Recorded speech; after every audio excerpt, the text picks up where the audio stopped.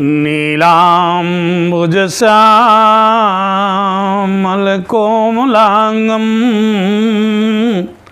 सीतासमारोपितवामभागं पाणौ महासायकचारुचापं नमामि रामं रघुवंशनाथं।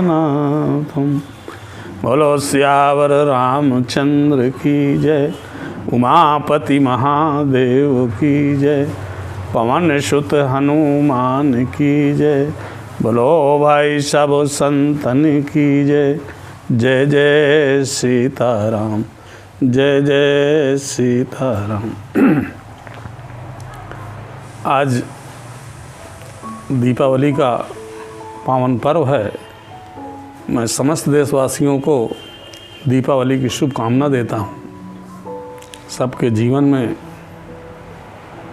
दीपोत्सव प्रकाशित हो।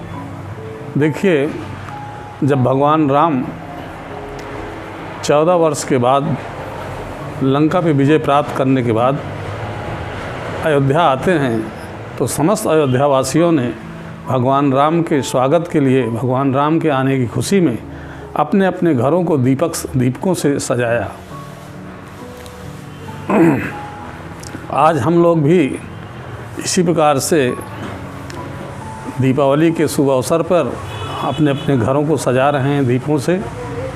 कार्यालय, ऑफिस, समस्त जगह सजाया जा रहा है।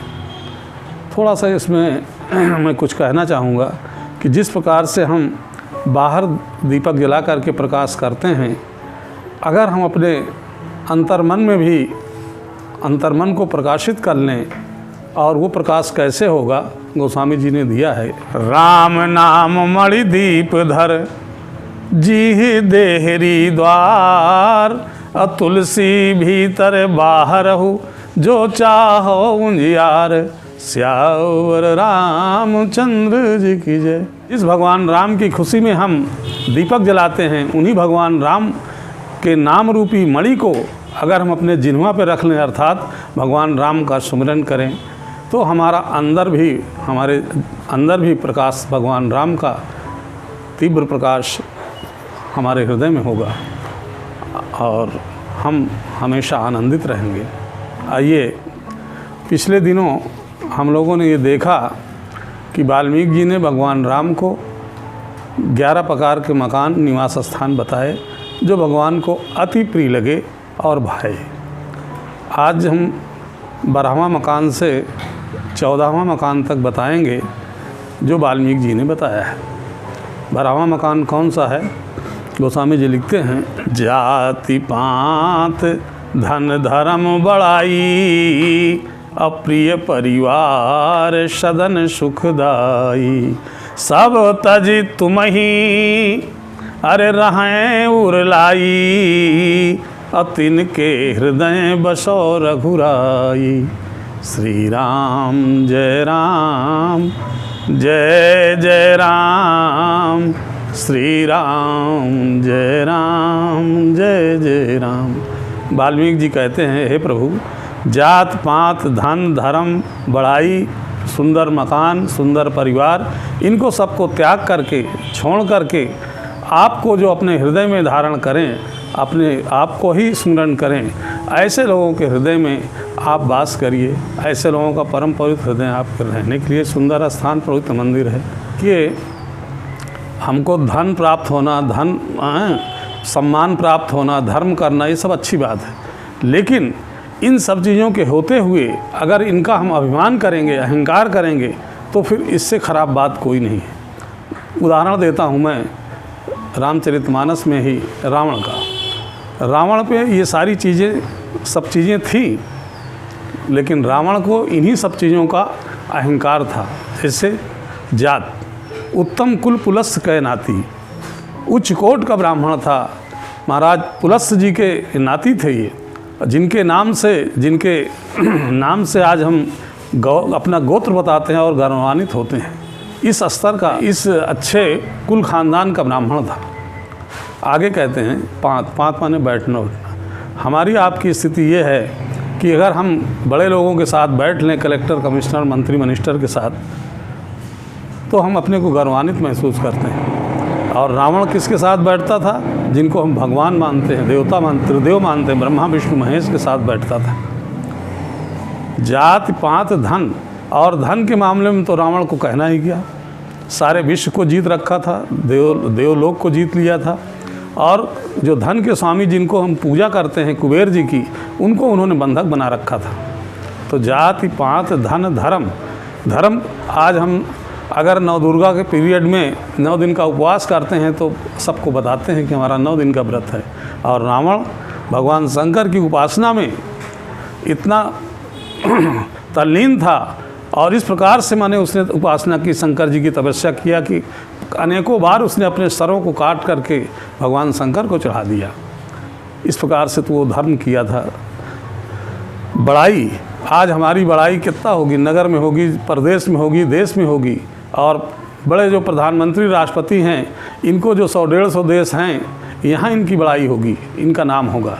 लेकिन रावण का त्रिलोक में, देवलोक, पाताल लोक, पृथ्वी लोक एवं समस्त जीव जंतु जितने भी थे सब रावण को जानते थे, इतनी उसकी बड़ाई थी।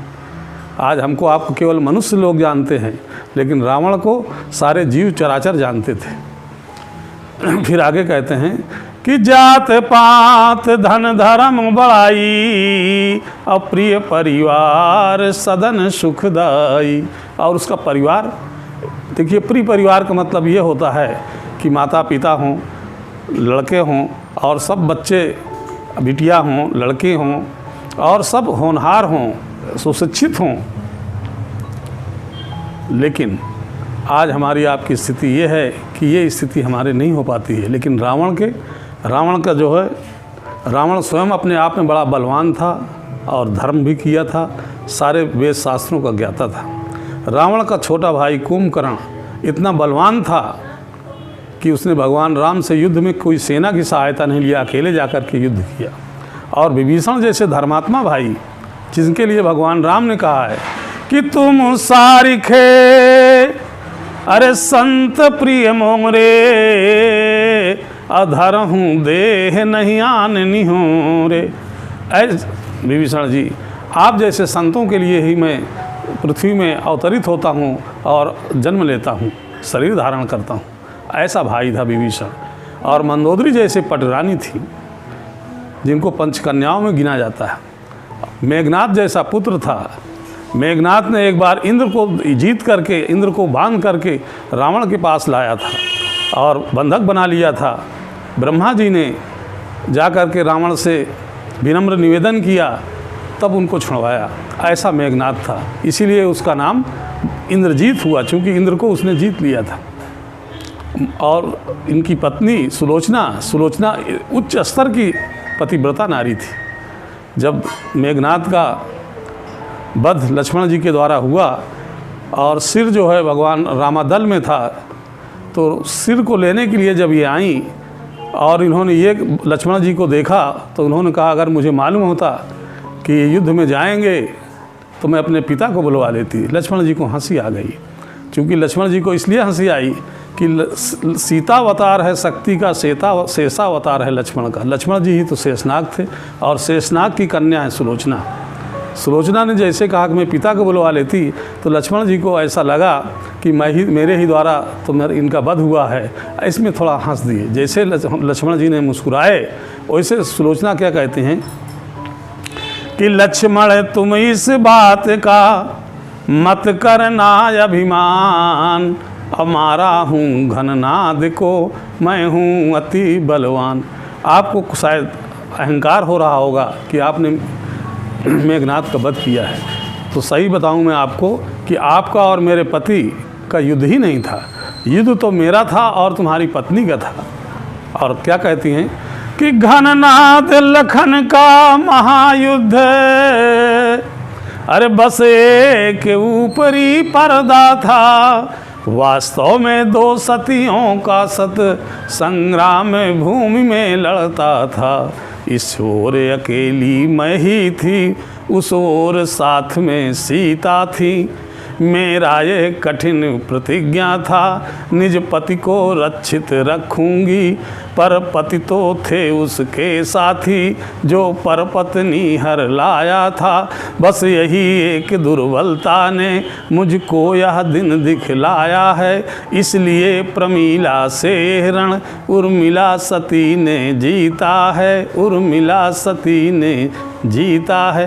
कहने का भाव ये कि सुलोचना जैसी पतिव्रता नारी वो साफ साफ कह रही हैं कि मेरा युद्ध तुम्हारा और मेरे पति का युद्ध नहीं था, मेरा और तुम्हारी पत्नी का था। इस ओर मैं अकेली थी, उधर दो थी, एक स्वयं जो अवधपुरी में बैठी हुई है तुम्हारी पत्नी उर्मिला, और जो लंका में सीता बैठी हैं उधर दो सतियाँ थीं। इसके बाद भी मैं कमज़ोर नहीं थी, लेकिन कमज़ोर में वहाँ पड़ गई कि मेरे पति अधर्म के साथी थे, इसलिए मुझको आज ये देखना पड़ा। इसलिए प्रमीला से रण उर्मिला सती ने जीता है। वास्तव में सुलोचना का नाम प्रमीला था, इतनी सुंदर नेत्र थे कि उनको सुलोचना कहा गया।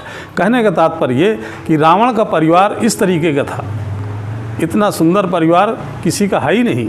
उस समय था तो केवल महाराज दशरथ का, जिनके यहाँ भगवान स्वयं अवतरित हुए थे। कहने का भाव ये होता है कि प्रिय परिवार, सदन सुखदायी और सुंदर मकान हो, सुख देने वाला मकान हो। लेकिन इसको आप दूसरे तरफ से समझिए, ऐसा नहीं है कि ये सब हैं तो घर है तो गिरवा दीजिए, धन है तो फेंक दीजिए, ऐसा नहीं। इन सब चीज़ों का होना बहुत अच्छी बात है, लेकिन इन सब चीज़ों के होने के साथ साथ अगर इन सब चीज़ों का हमको अहंकार हो जाए तो फिर ख़राब बात है। रावण को पास ये सारी चीज़ें थीं, लेकिन इन सब चीज़ों का ही उसको अहंकार था। वो कहा करता था कि मुझसा पंडित मुझसा ज्ञानी, संसार में दूजा और नहीं, अपने आप को कहा करता था।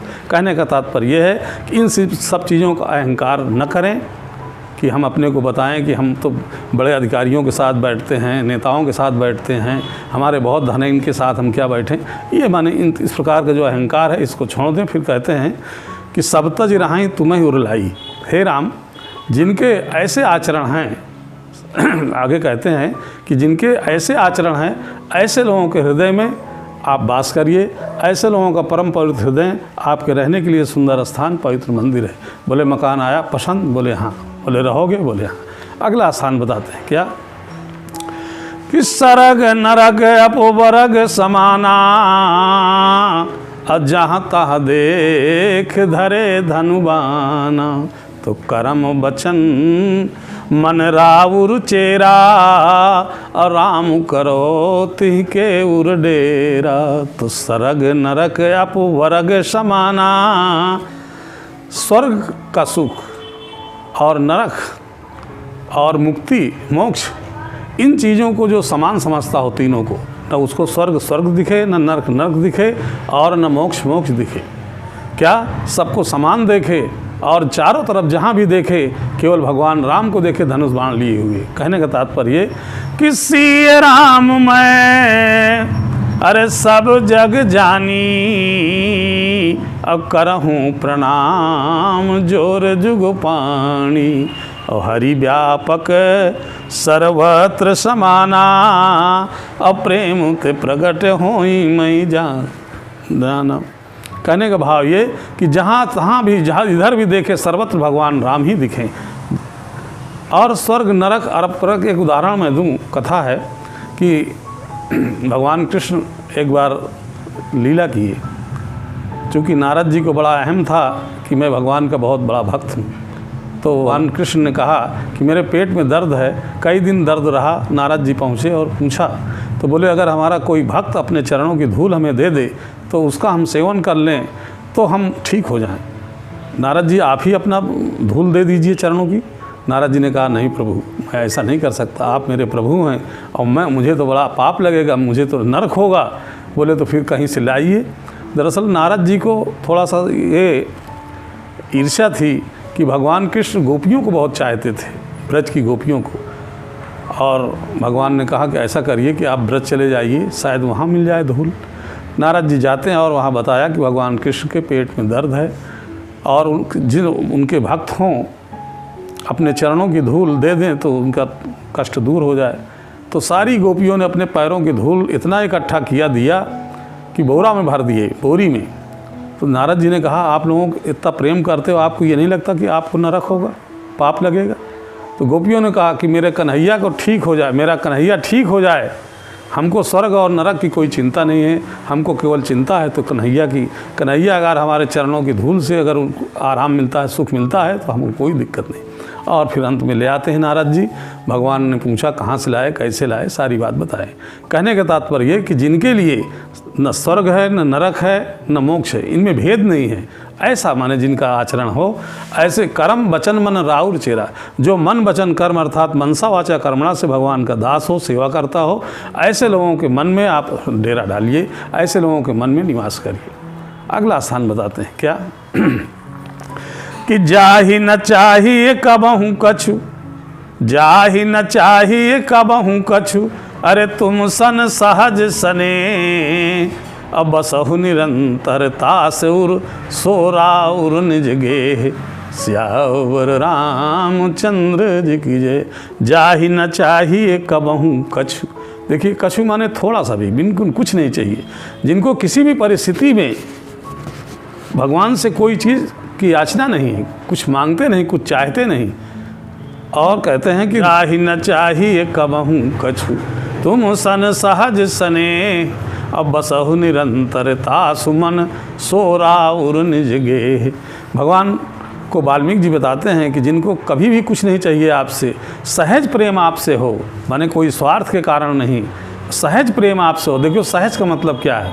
सहज का तात्पर्य है कि स्वाभाविक प्रेम। स्वाभाविक का मतलब क्या है?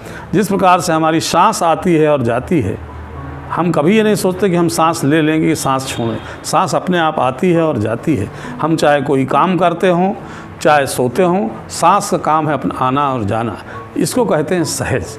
इस प्रकार से जो भगवान को सोते जागते हमेशा भगवान का ध्यान करता हो, भगवान का स्मरण करता हो, तो बसहु निरंतर तास मन, ऐसे व्यक्ति के मन में निरंतर वास करिए। सो राउर निज गे, हे प्रभु, ऐसे लोगों का हृदय, ऐसे लोगों का मन आपका निजी आवास है, निजी मकान है। ऐसे लोगों के हृदय में आप वास करिए। ऐसा वाल्मीकि जी ने भगवान राम से बताया। ये 14 मकान, 14वां मकान था। इस प्रकार से 14 प्रकार के मकान भगवान को बताए और भगवान को सभी मकान पसंद आए और भगवान ने कहा कि मैं रहूँगा। वाल्मीकि जी पूछे तो बोले रहूँगा।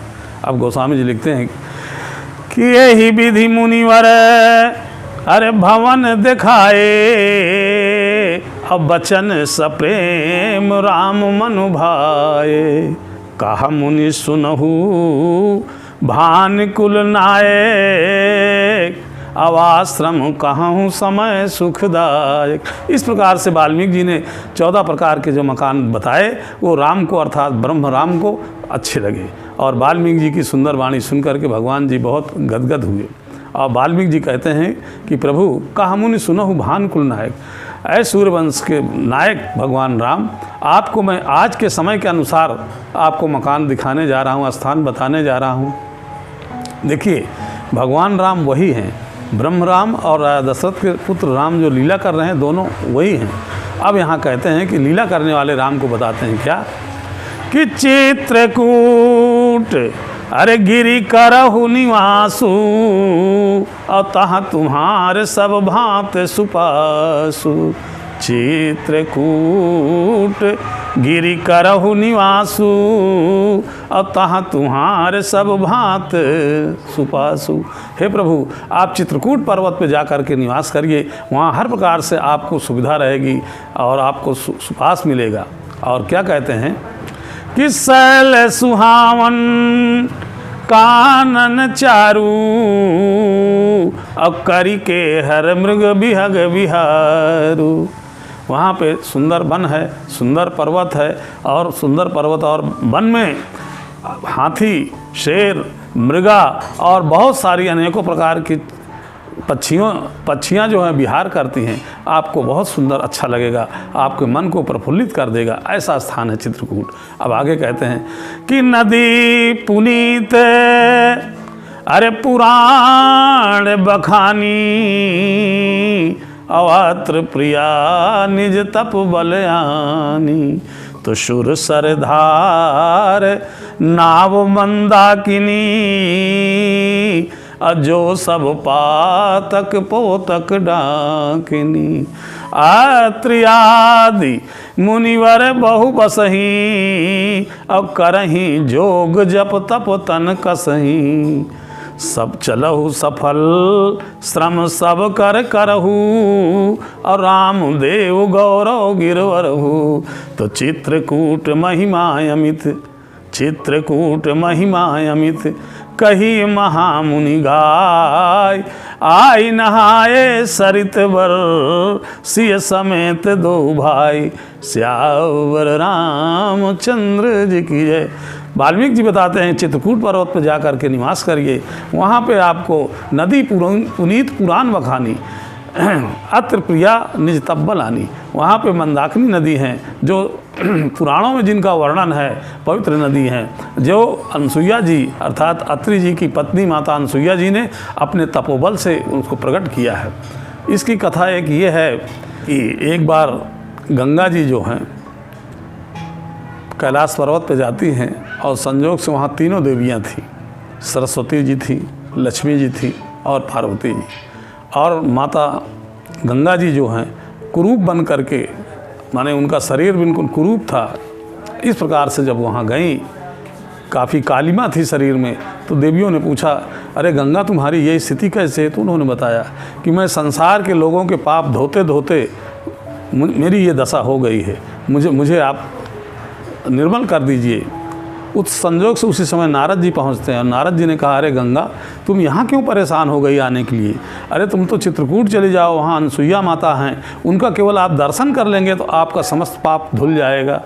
तो ये यहाँ से आती हैं, और यहाँ पे अत्रि मुनि तपस्या कर रहे थे, और तपस्या जैसे उन्होंने समाप्त हुआ, और इस बीच में काफ़ी दिनों से अकाल पड़ गया था। वहाँ के पेड़ पक्षी, पेड़ सब सूख गए थे, नदियाँ सूख गई थी, सारे पक्षी मर रहे थे।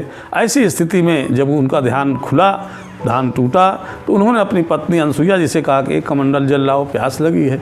अब कमंडल ले लिया और पानी के लिए चली। उसी समय अनसुईया जी ने अपने तपोबल से अर्थात अपने पातिव्रत धर्म का संकल्प लेकर के मंदाकिनी को प्रकट किया, और जैसे प्रकट किया उसी समय गंगा जी वहाँ पहुँचती हैं, और अनसुईया माता के दर्शन करते ही, अनसुईया जी का दर्शन करते ही ये निर्मल हो जाती हैं, और पूछती हैं अनसुईया जी से। अनसुईया जी ने पूछा गंगा जी से कैसे आई, सब बताया उन्होंने। तो माता अनसुईया जी ने कहा कि यहाँ अकाल पड़ गया है, तो हमको जो है जल चाहिए। तो गंगा जी वहीं पे मंदाकिनी के रूप में प्रकट हो गई। इस प्रकार से मंदाकिनी नदी जो है अति पवित्र हैं। और नारद जी पुनः पहुँचते हैं। सतियों ने पूछा कि तो सब बताया कि वो तो अनसुईया जी के दर्शन करते ही उनका समस्त पाप धुल गया, निर्मल हो गई, स्वस्थ हो गई। तो इनको ईर्ष्या हुई, जबकि देखिए ईर्ष्या नहीं होना चाहिए, लेकिन ईर्ष्या हो गई। और अपने पतियों को बुला करके ब्रह्मा विष्णु महेश को बोले कि जा करके पृथ्वी लोक में, मृत लोक में अनसुईया है, अनसुईया के प्रतिव्रत धर्म को नष्ट करिए। तो ब्रह्मा विष्णु महेश वहाँ आते हैं, और ब्राह्मण का रूप धारण करके आते हैं, या जो भी रूप धारण करके आए, और माता अनसुईया से कहा कि हमें भोजन कराओ। और जब भोजन करके माने प्रयास किया देने का, तो इन्होंने कहा नहीं, हम ऐसे भोजन नहीं करेंगे, हम लोग सन्यासी हैं, आप निर्वस्त्र होकर के हमको भोजन कराइए, तब हम भोजन करेंगे। अनसुईया माता ने ध्यान किया और सब समझ गई, तुरंत जल लिया और तीनों के ऊपर छोड़ा, तीनों को छोटे छोटे बालक बना दिया, और जैसा वो चाहते थे उनकी इच्छा पूरी की, और पलना बनवा करके उन पर झुलाने लगे और उनको खिलाने लगे। ऐसा करते करते कई महीने बीत गए, और फिर नारद जी एक दिन पहुँचे तो ब्रह्मा विष्णु महेश की पत्नियाँ मतलब पार्वती, लक्ष्मी और सरस्वती जी ने कहा कि हमारे भगवान को, हमारे पति को देखा है कहीं? हाँ, वो तो वहाँ है अनसुईया जी के यहाँ, छोटे छोटे बालक बने हुए हैं। अब ये यहाँ से आई लेने के लिए, बोले देखो हम उनके पास तो नहीं जाएंगे। नारद जी ने कहा जो नहीं जाओगे तो फिर ऐसे ही रहो बिना पति के। और फिर जब आते हैं तो बोले कि 3 बच्चे हैं बालक, इनमें से जो आपका हो आप ले लीजिए अलग अलग अपना। ये पहचान नहीं पाई। फिर उनसे निवेदन किया, तब माँ जाने अनसुईया जी ने उनको ब्रह्मा विष्णु महेश के रूप में बना दिया, और ये अपने अपने पति को लेकर के पुनः वापस आती हैं। अनसुईया जी को प्रणाम किया। ऐसे हमारे देश में ऐसे ऐसे हमारी पतिव्रत धर्म की ऐसी ऐसी पतिव्रता नारियां हैं जिनके सामने भगवान भी छोटे पड़ जाते हैं। कहने का तात्पर्य कि नदी पुनीत पुराण बखानी, अत्र प्रिया तप बलयानी, तो सुर सरधार नाव मंदाकिनी, अजो सब पातक पोतक डाकिनी। सुरसर की धारा अर्थात गंगा जी की धारा वहाँ पे है और उनका नाम मंदाकिनी है, और वो जो है पाप रूपी बालकों को खाने के लिए डाइनी की तरह हैं, डाकिनी की तरह हैं। ऐसा माने गोस्वामी जी कहते हैं, वाल्मीकि जी बताया। और फिर आगे कहते हैं, चित्रकूट की महिमा का वर्णन कर रहे हैं।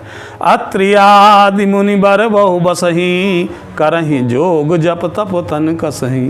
वाल्मीकि जी बता रहे हैं कि वहाँ पे अत्रि आदि बहुत सारे ऋषि हैं जो वहाँ पे जप कर रहे हैं, तप कर रहे हैं, योग कर रहे हैं। सफल चलहु सफल श्रम सब कर करहु। हे प्रभु, हे राम, आप चलिए और चित्रकूट पर्वत पे आप वहाँ पे निवास करिए, और जो साधु महात्मा जो अत्रि आदि हैं मुनि, जो तो आपकी साधना कर रहे हैं योग के द्वारा, तप के द्वारा, जप के द्वारा, इनके श्रम को सफल करिए, ऐसा भगवान। और फिर कहा, चलहु सफल श्रम सब कर करहु, और राम देव गौरव गिरवरहु। और इस प्रकार से आप चलिए और उस पर्वत को माने गौरव प्रदान कीजिए। जो कामतानाथ स्वामी की परिक्रमा हम करते हैं, उसका कारण ये है कि वहाँ पे उस पर्वत पे भगवान राम और माँ जानकी जी ने निवास किया है। हम भगवान की परिक्रमा करते हैं और भगवान की कृपा से वो पूरे, हम जैसे हम मंदिर में जाते हैं तो भगवान मूर्ति को प्रणाम करते हैं और उनकी प्रदक्षिणा लगाते हैं, इसी प्रकार से हम जा कर के कामतानाथ स्वामी का दर्शन करते हैं और परिक्रमा करते हैं, अर्थात भगवान राम की परिक्रमा करते हैं, माँ जानकी जी की परिक्रमा करते हैं। और चूँकि भगवान राम की कृपा से कामतानाथ स्वामी में ये बल आ गया, इतना उनमें बल आ गया कि उनके दर्शन मात्र से, जैसे कहा है ना कि कामद भे अरे गिरि राम प्रसादु, अवलोकत अपहरद विषादु। कामतानाथ स्वामी जो वहाँ पे हैं, उनके दर्शन करने मात्र से हमारे सारे पाप, हमारे सारे ताप, संताप, विषाद सब समाप्त हो जाते हैं। और इस प्रकार से भगवान राम को वाल्मीकि जी ने बताया।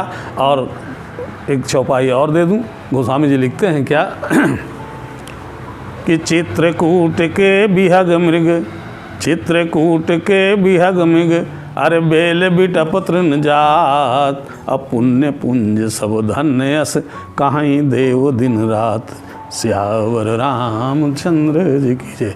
चित्रकूट के समस्त लताएं, समस्त वृक्ष, समस्त पक्षी, समस्त पशु, यहाँ तक कि सारे पत्थर सब पुण्य के पुंज हैं, इनके दर्शन करना चाहिए। हमको जब चित्रकूट जाएं तो हमको इनको वृक्ष न समझें, पेड़ न समझें, इनको भगवान की कृपा, भगवान का प्रसाद समझें, और बड़े पुण्यात्मा हैं, इनके दर्शन करने से हमारे सारे पाप दूर हो जाते हैं, हमारी मनोकामनाएं पूरी होती हैं।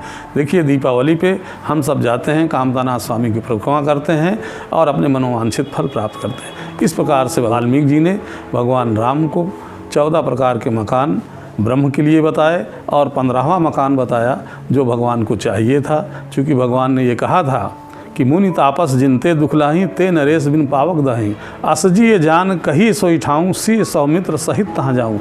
चित्रकूट में बड़े बड़े राक्षस भी रहते थे, इनको भी समाप्त करना था। इसलिए वाल्मीकि जी ने सारा स्थान बताने के बाद 15वां मकान बताते हैं कि चित्रकूट गिरि करहु निवासु, तहाँ तुम्हार सब भांत सुपासु। हर प्रकार का सुपास है। बोलो सियावर रामचंद्र की जय, उमापति महादेव की जय, पवन सुत हनुमान जी की जय।